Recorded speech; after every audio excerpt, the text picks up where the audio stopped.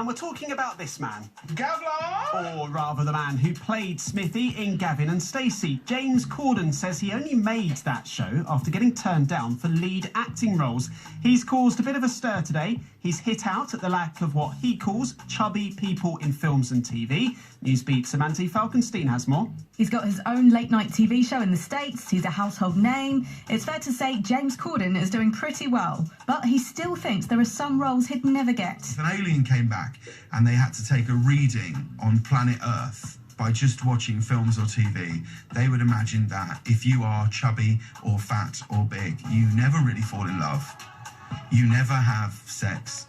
Certainly no one really ever finds you attractive. He's been speaking on David Tennant's podcast about what he experienced in the early days of his acting career.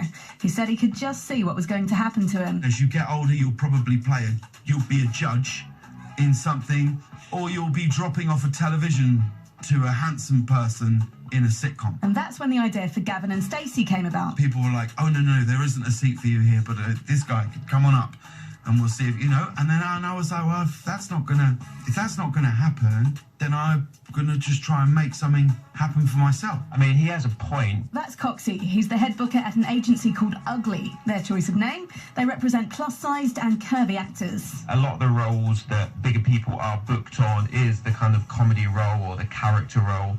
Like, very rarely do you see a larger person on a TV show or in a film that it isn't really explained why they are large. Now, Helen is an actress on their books and says, well, she wouldn't expect a role in a show like Downton Abbey. She hasn't had any shortage of work. I do not think for 1 minute my size has hindered any roles except for one, which is for period work. But it doesn't really matter. It's like I've done some roles where you've had to be a patient suffering from diabetes or having a gastric band, and a thinner, slimmer lady would not be able to do those sort of roles. So it works both ways. She says there are loads of curvy actresses around. Think Rebel Wilson, Dawn French and Queen Latifah. We are all different sizes. Tall, short, light, dark, big, small.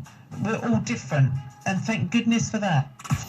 That is Tuesday's Newsbeat then. Cheers for listening.